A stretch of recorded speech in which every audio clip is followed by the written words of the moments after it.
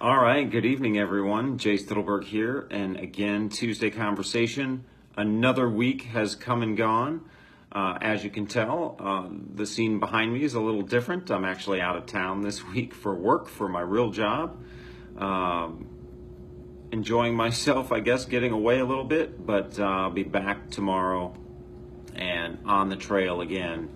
Had to take a couple days to get some work done out of town. But anyway, here we are again. Another week has come and gone. We have 56 days until the election on November 6th. We have 41 days until early voting starts on October 22nd. And again, make sure you're registered to vote, your registration's up to date, and all of your friends and neighbors, make sure they're registered to vote. And again, I've said this time and time again, what I care about is that everybody's registered to vote and that you go exercise your civic duty of voting. Again, to be honest with you, I don't care who you vote for.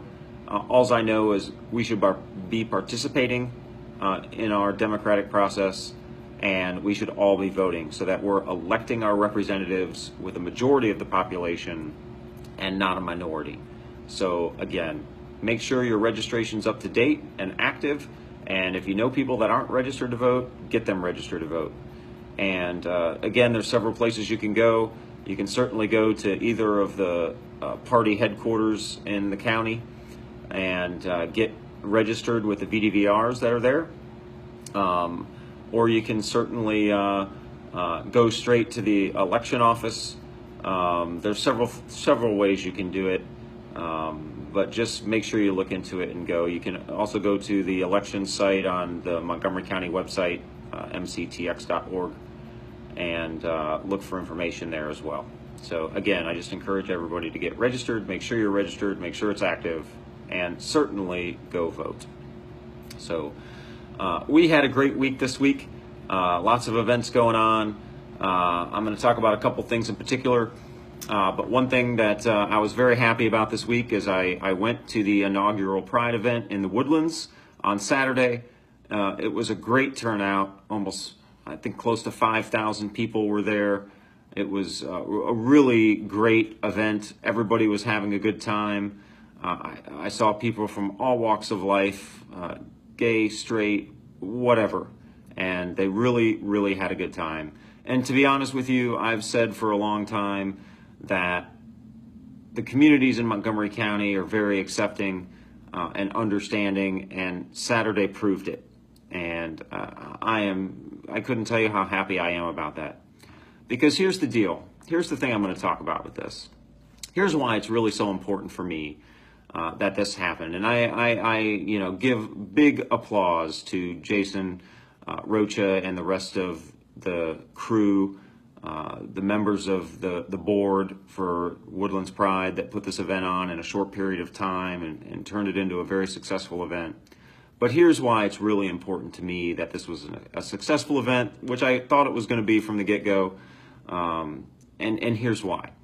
Because one of the most important things to understand is that, and I've said this again about education for sure, is that number one, investing in our kids' education is how we move forward in the future and make sure we have a sustaining and growing economy by investing in our children's education and making sure our state government does what they're supposed to do and fund public education.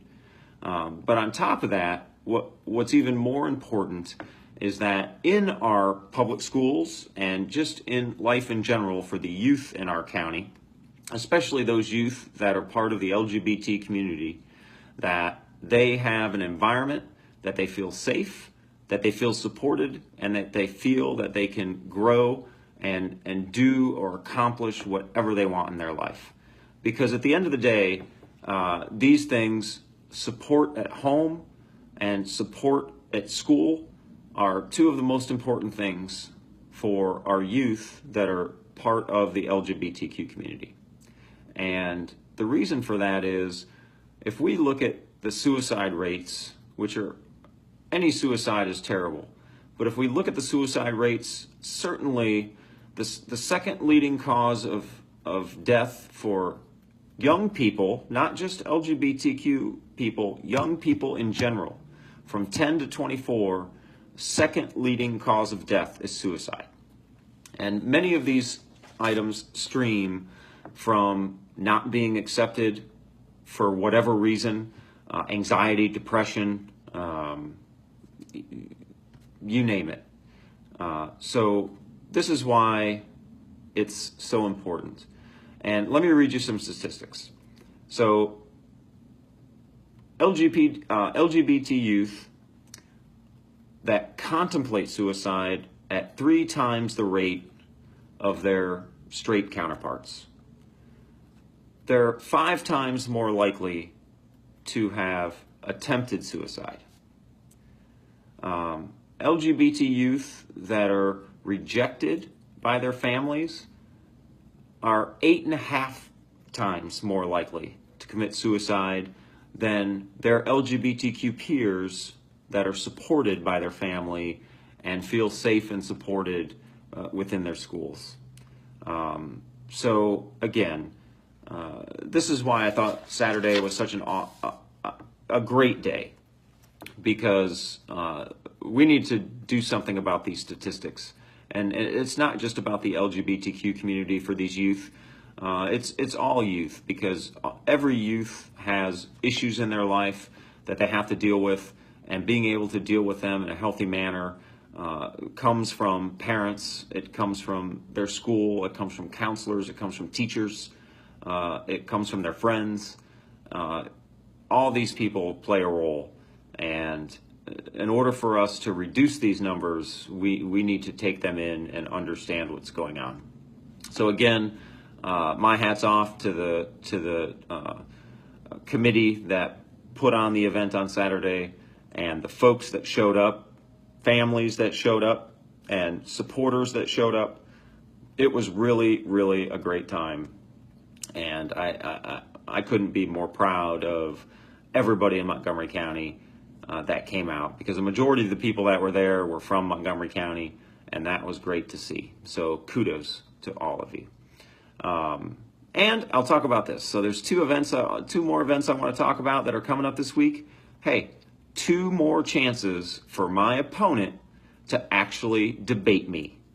And here they are. One is Thursday the 13th. The NAACP in Montgomery County is holding a candidate forum / debate, depending on who shows up or not. They are going to have it either way.